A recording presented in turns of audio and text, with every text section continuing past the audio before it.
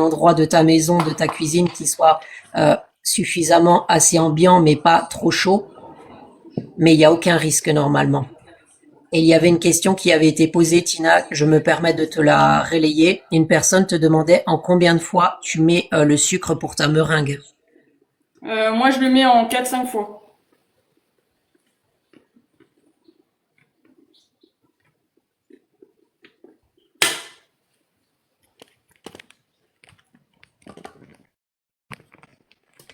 Elisabeth, non, il n'y a aucun problème à ce que tes œufs ne soient pas au frais. Au contraire, en fonction des recettes que tu fais, c'est même mieux. Donc là, quand vous incorporez vos jaunes, vous soulevez votre masse. Donc on va du centre sur le côté. On y va délicatement pour éviter de redescendre, de faire redescendre les blancs.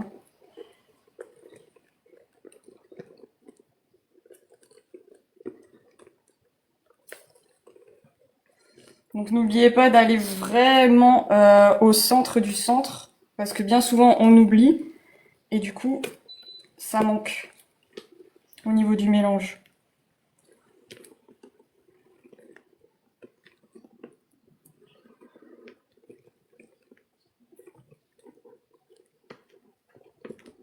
Et vous voyez, vous ne le cassez pas de cette technique comme fait Tina. Vous ne cassez pas votre meringue. Le fait d'incorporer de l'extérieur vers l'intérieur, il n'y a aucun risque. Surtout, vous ne refouettez pas. Vous faites la technique que Tina vous montre. Vous n'utilisez aucun fouet, hein. C'est plutôt Maryse, ou si à la maison vous avez une cuillère en bois, ça fera très bien l'affaire.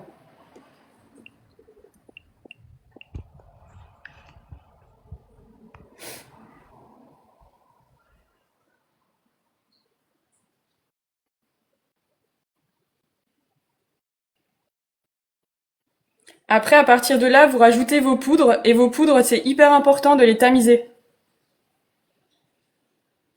C'est exactement la même technique, Isabelle, pour la mousse au chocolat, effectivement, pour éviter de refaire tomber la mousse. Donc là, ce que je vais faire, c'est que je vais rajouter les poudres. Merci beaucoup pour les cadeaux. Merci. Avant d'incorporer du coup mes poudres, je vais préchauffer mon four. D'accord? Hyper important, vous préchauffez votre four. Moi, je vais le préchauffer à 175 degrés, chaleur tournante.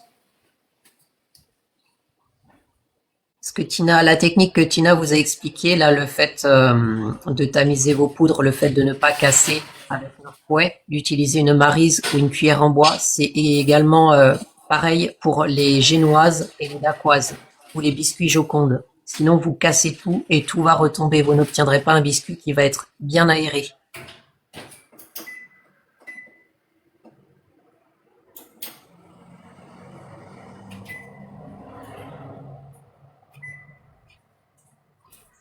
Alors, tu as Ok. deux passages dans cette dunya qui te demandent pourquoi l'importance de tamiser. Parce que dans tout ce qui est poudre, ça veut dire sucre glace, farine, poudre d'amande, maïzena, fécule, vous avez des résidus, d'accord? Et le but, c'est de pas avoir de grumeaux. Quand vous tamisez, du coup, vous tamisez et vous allez obtenir de la poudre fine. Ça va mieux s'incorporer à votre préparation, et si vous avez des impuretés, eh ben, vous allez le retrouver dans le tamis et vous allez pouvoir le retirer.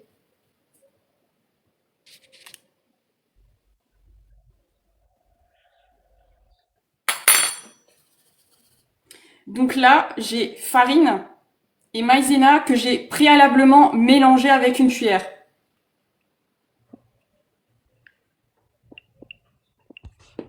Je suis rassurée car on se moque de moi à chaque fois que je tamise ma farine.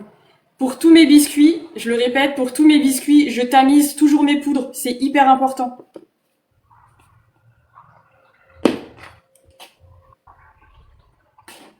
Et pour répondre à la question d'Isabelle, oui, en effet, pour certaines recettes, comme notamment la recette que fait Tina, les biscuits Joconde, etc., le geste est important, ouais. Il y a un coup de poignet à avoir afin de ne pas casser, ne pas que ton biscuit retombe. Alors quand je vous dis impureté, je rigole pas, parce que là c'est le cas. Donc ce que vous voyez là, c'est des impuretés ici. D'où l'important en fait de tamiser.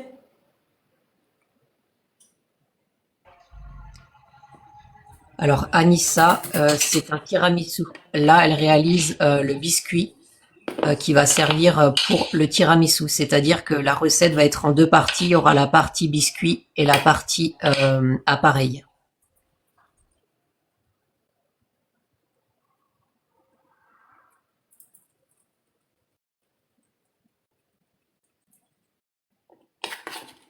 Donc moi, je mets les poudres en une fois, mais parce que moi, je gère, voilà.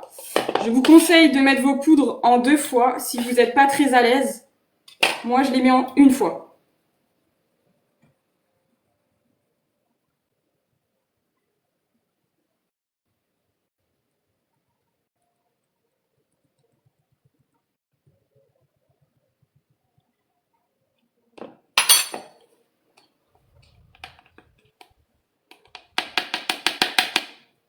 Bonjour à tous ceux qui rejoignent et n'hésitez pas à repartager si vous avez des personnes qui sont amateurs ou fans de pâtisserie. Voilà.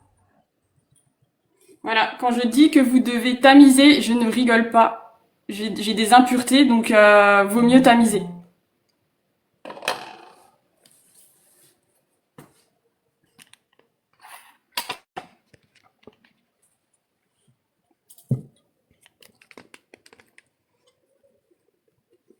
Donc là, c'est pareil, il faut faire très attention lors du mélange.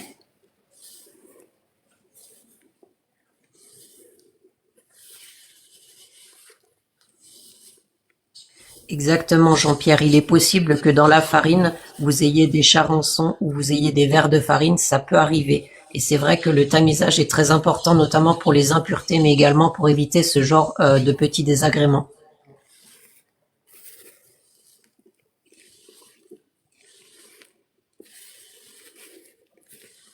Alors, question très intéressante qui t'a été posée, Tina. On te demande si ça casse, est-ce qu'il faut tout refaire l'appareil? Ouais. Si malheureusement ça casse et que votre masse, elle se liquéfie, vous refaites tout. Hein.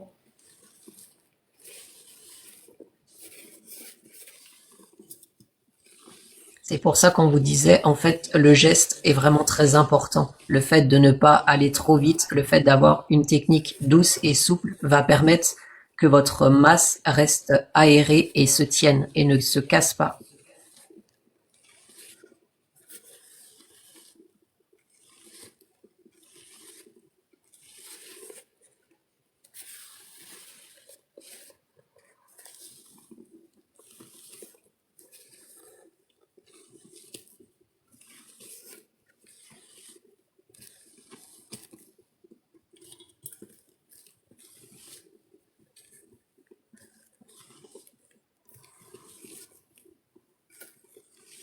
Alors moi je le vois, j'ai des restes. Donc j'essaye de ramener ma masse en fait au fond, sur le côté. Parce que j'ai de la farine juste ici qui a du mal à se mélanger. Alors, il y a deux questions qui ont été posées. Alors, la première de passage dans cette dounia, oui, la farine n'a pas forcément de DLC. On peut utiliser une farine dans le temps, mais il est possible qu'avec le temps, elle perde de sa qualité. Et deuxième question qui a été posée par Tintin, le fait de privilégier l'utilisation de la maryse dans certaines préparations, tout à fait, parce que si tu utilises ton fouet dans cette technique-là, tu vas casser ton appareil et ton appareil n'aura plus l'homogénéité et tu n'auras plus une masse qui va être aérienne. Le fait de faire cette technique-là, ça va te permettre d'avoir à la cuisson un biscuit qui va garder une texture hyper aérienne.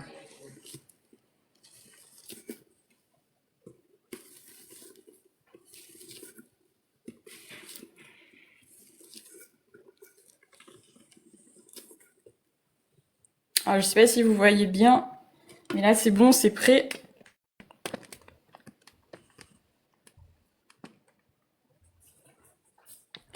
Je vais juste chercher une poche, je reviens.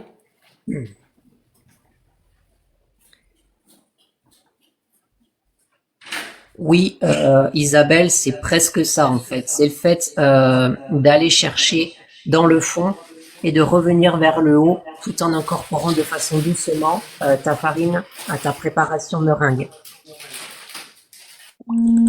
Alors pour les macarons, Batman, je vais laisser Tina te répondre parce que c'est Tina qui est plus pâtisserie que moi. Alors je vais lui poser la question dès qu'elle revient.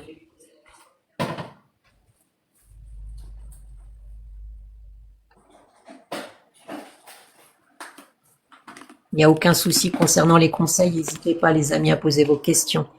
On t'a demandé, Tina, Batman t'a demandé, est-ce que cette technique-là est la même utilisée pour les macarons? Alors il y a deux techniques qui sont différentes. C'est que on peut macaroner à la main. Vous pouvez macaroner à la main avec du coup une corne.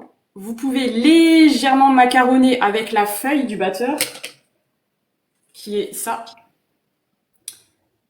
ou avec la spatule. Donc c'est trois techniques qui sont totalement différentes, qui se ressemblent un peu, mais il faut trouver le juste milieu parce que macaroner, de un, c'est un geste, de deux, c'est assez délicat, de trois, si vous macaronnez beaucoup trop, la masse, elle se liquéfie, pardon, et du coup, là, vous avez quelque chose de liquide, et c'est pas ce qu'on recherche. Donc pour les macarons, vous pouvez macaroner avec une corne, vous pouvez macaroner avec la feuille du batteur, et vous pouvez macaroner avec une spatule qui est juste là. Là, j'ai une poche, d'accord? Je vais vous dire exactement la douille que je vais utiliser.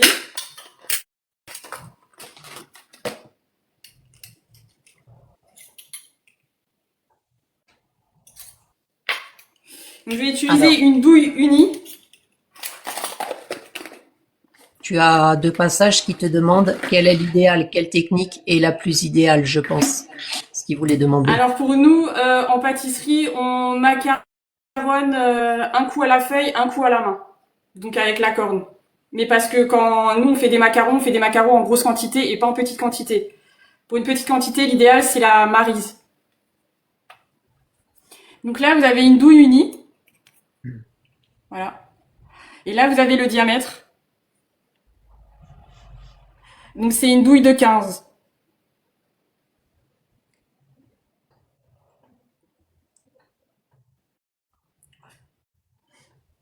Voilà, l'importance de la douille aussi est très important, hein. Quand vous allez coucher vos biscuits, choisissez bien la douille. Voilà. Donc moi, je mets ma douille dans ma poche. Comme ceci.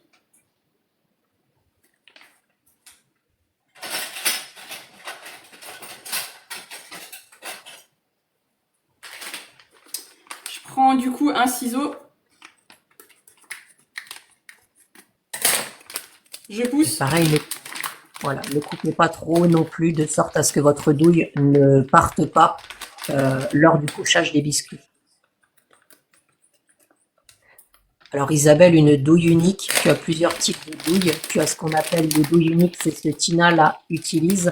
Tu as les douilles cannelées, tu as les douilles à Saint-Honoré, tu as plusieurs types de douilles. Chaque douille a son utilisation. Donc là, vous avez une douille cannelée.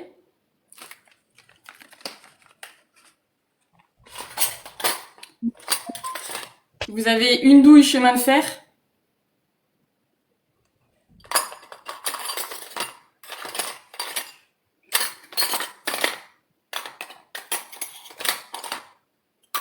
Et vous avez la douille Saint-Honoré. Voilà, la douille Saint-Honoré, on la reconnaît avec son encoche sur le dessus. Voilà. Alors, pour répondre à ta question, Nicolas, les douilles, tu peux en trouver un peu partout dans les magasins où ils vendent des ustensiles de pâtisserie et de cuisine. Après, je sais pas trop sur quel coin tu es, mais même sur Internet, par exemple, exactement sur Amazon, il peut y en avoir aussi. Tout à fait.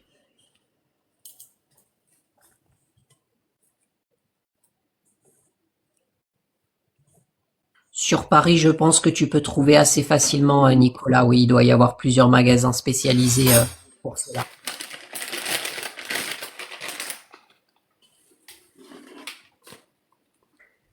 Et l'autre fois, Tina s'était permis de vous expliquer pour ceux qui n'utilisent pas régulièrement la poche à douille, de ne jamais trop remplir, comment dire, sa poche à douille.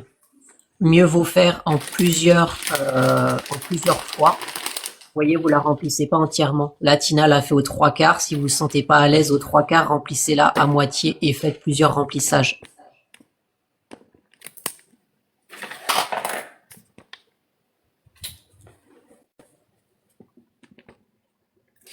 Et alors là, je dois me dépêcher parce que ma masse, elle est en train de retomber. Donc c'est pas cool.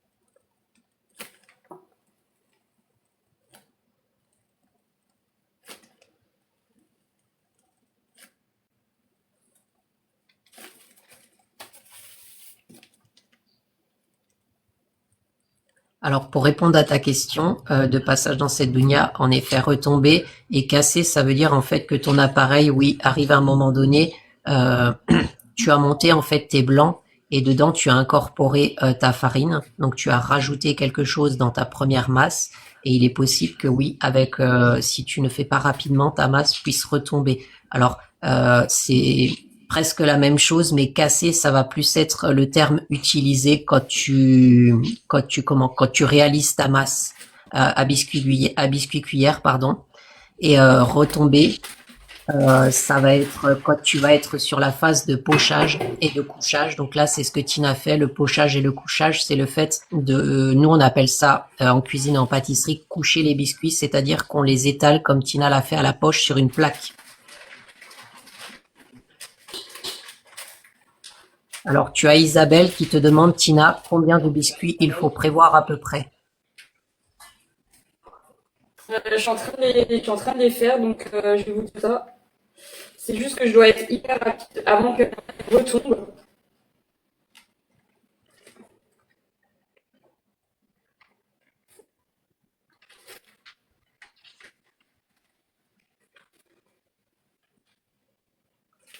Je vais laisser Tina te répondre après, une fois qu'elle aura terminé de passage, si ça ne te dérange pas. Je vais juste la laisser finir. Si vous avez d'autres commentaires, n'hésitez pas.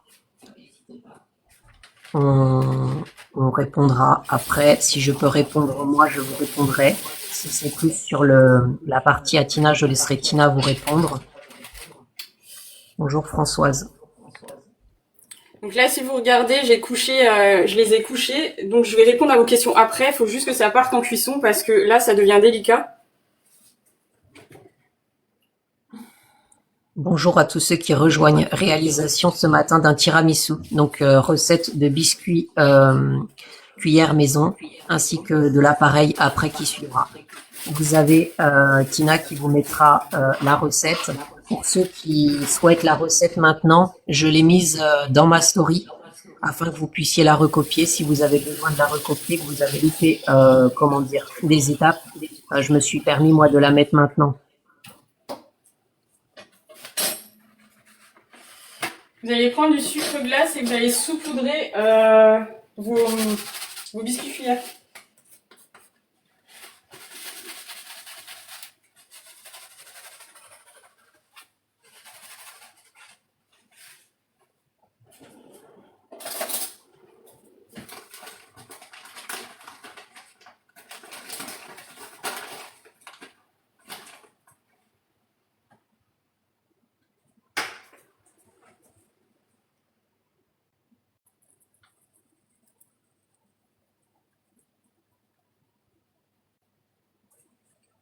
Comme vous avez pu le voir, vous voyez, c'est une recette qui n'est pas extrêmement compliquée, légèrement technique, mais pas compliquée. Donc vous voyez, c'est tout à fait réalisable chez vous, plutôt que des fois acheter les biscuits soi-même. Vous voyez, ça n'a pas pris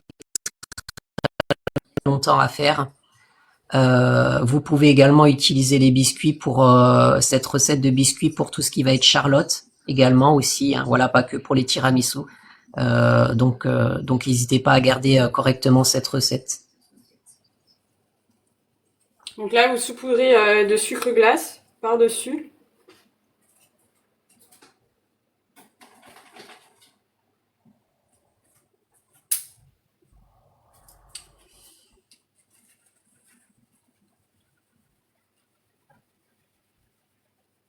Alors Patricia, non, on va pas forcément chercher sur cette recette-là et cette cuisson-là, on va pas forcément chercher à ce que le biscuit gonfle un maximum, on va plutôt être sur une cuisson.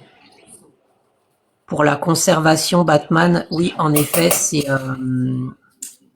Alors, Patricia, si tu vas sur mon profil dans ma story, j'ai mis la recette avec le repartage du lien vers le live. Pour la conservation des biscuits cuillères, Batman, dans une boîte, si tu as une boîte métallique chez toi, où tu conserves habituellement tes autres biscuits, oui, c'est des biscuits qui peuvent tout à fait se conserver. Bien sûr, voilà, sans forcément laisser des semaines et des semaines.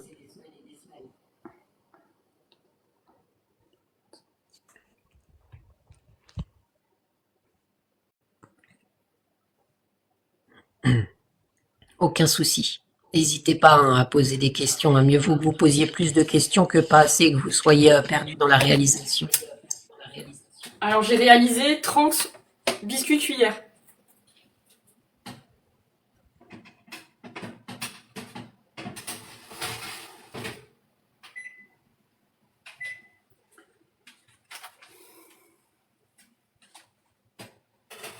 Exactement, Elisabeth. Il y a une certaine satisfaction à se dire que la recette a été réalisée de A à Z, c'est vrai. Après, des fois, les gens, faute de temps, n'ont pas le choix et s'orientent plutôt vers des gâteaux industriels. Mais vous voyez, en termes de temps, on n'a pas mis forcément extrêmement longtemps à réaliser les gâteaux, les biscuits cuillères, pardon. Donc oui, c'est une certaine satisfaction. Aujourd'hui, tout ce que vous pouvez faire vous-même, vous avez par-dessus ça le plaisir de goûter, mais également le plaisir d'avoir fait ce que vous avez, enfin de goûter ce que vous avez fait, pardon. Alors, je m'excuse, mais vous voyez plus ce que je fais. Là, c'est juste, j'ai vu que ça devenait délicat. Il était impératif pour moi de pocher très vite, de saupoudrer très vite pour que ça parte en cuisson le plus rapidement possible. Sachez que si vous êtes trop dans l'attente, la masse elle risque de retomber. Et lorsque la masse elle retombe, il y a de fortes probabilités qu'à la cuisson ça ne se développe pas. Donc sur des biscuits qui sont quand même relativement fragiles comme celui-ci, il est important d'être assez rapide dans l'exécution et de les coucher le plus rapidement possible, de saupoudrer et de faire partir en cuisson dans un four chaud. Batman, non, on n'a pas, sur cette recette-là, on n'a pas incorporé d'additif. Il n'y a aucun additif. Ah non, il y a Là, rien, il y a aucun additif. on est vraiment sur des œufs, du sucre, comme vous l'avez vu, de la farine, du sucre glace. On n'est que sur du naturel. Là, il n'y a aucun Voilà, additif. on est sur 4 œufs, 4 œufs, une pincée de sel, 120 grammes de sucre semé, 80 grammes de farine, 45 grammes de fécule de maïs et du sucre glace. Exactement, Isabelle. D'où l'importance de préchauffer son four avant, afin de ne pas perdre de temps et d'avoir un four qui soit déjà à température. Est-ce qu'il est possible, Tina, pour Patricia, d'avoir un visuel sur les ingrédients et la recette, s'il te plaît? Que je sais pas si du coup Patricia a pu aller voir sur ma story la recette que j'ai mis. Attends, je vais la remettre. Il n'y a pas de souci, merci beaucoup.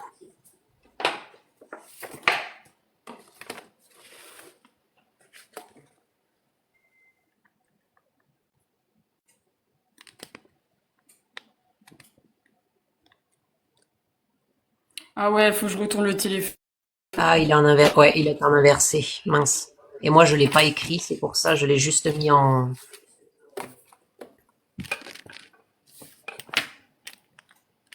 Donc voilà, vous avez la préparation qui est en haut. Et le biscuit cuillère est en bas. Donc c'est ce qu'elle vous a dit. La recette du bas n'est pas doublée, uniquement celle du haut pour l'appareil sera doublée, comme vous l'expliquait Tina au départ. Donc là, j'ai doublé la recette. Vous devez regarder ici et ici. Tina, on te demande chaleur tournante ou pas? Oui, chaleur tournante. 175 degrés.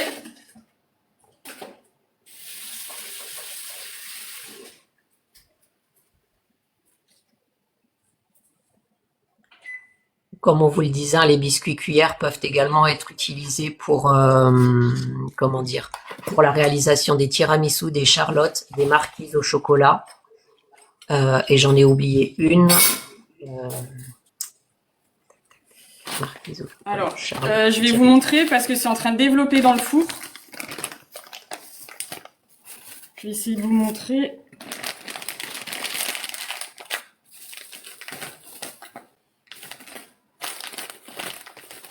Il n'y a pas de souci. Donc, n'hésitez pas, hein, ceux qui n'ont pas encore pris en capture d'écran ou photographié la recette, n'hésitez pas à la capturer avec votre téléphone ou à la réécrire ou à la photographier. Comme ça, vous l'avez directement et si vous avez besoin de la reprendre un jour, voilà exactement. Screenez-la si vous savez faire. Ceux qui ne savent pas faire, n'hésitez pas à la photographier sur votre téléphone avec un autre appareil si vous avez possibilité. Sinon, Tina, de toute façon, vous mettra la recette en, en fin de live avec la réalisation, je pense.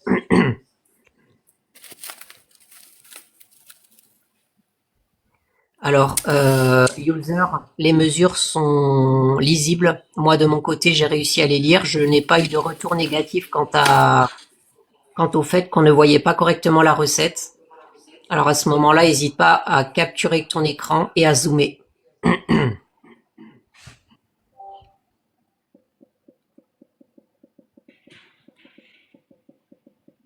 Aucun souci, Elisabeth.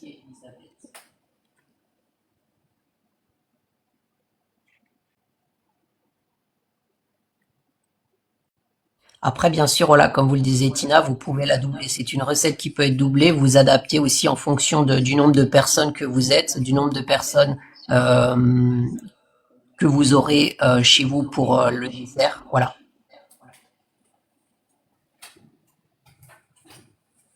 Je vais vous montrer parce que là, du coup, c'est en train de se développer.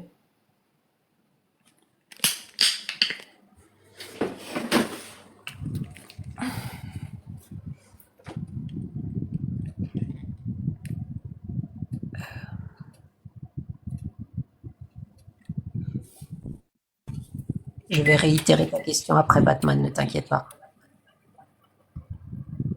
Donc là, vous le voyez, c'est en train de développer. Hein.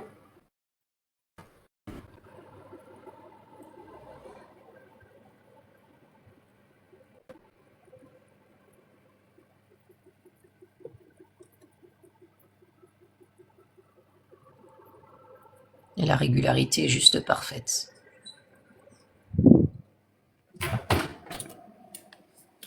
Alors, tu as Batman qui te demandait si c'était une farine de blé que tu avais utilisée.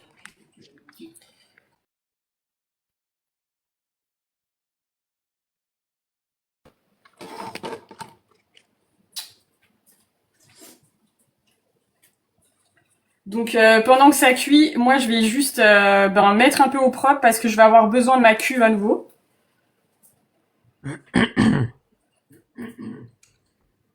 Je sais pas si tu m'as entendu, Tina, pour la question de Batman. Non, dis-moi.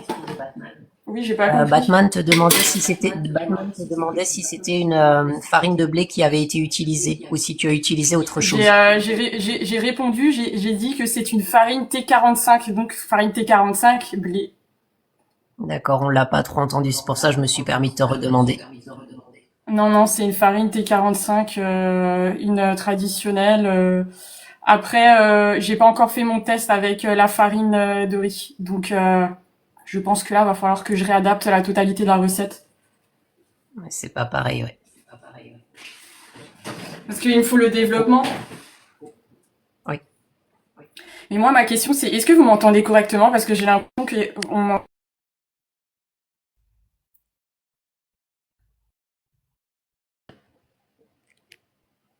Alors pour le coup, on t'entend. Il y a juste eu un moment donné en fait où tu as eu un bug. ouais, ben là,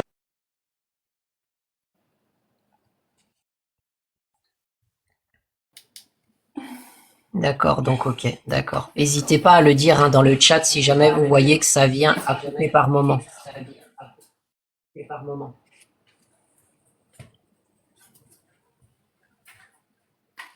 Alors tu as tac tac tac.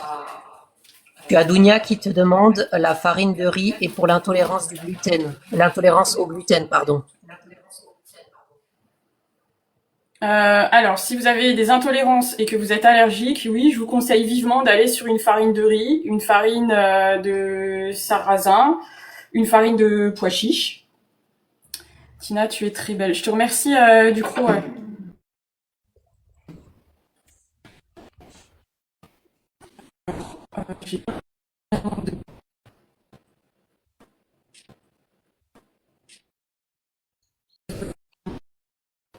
Ah, tu as un petit bug, Tina?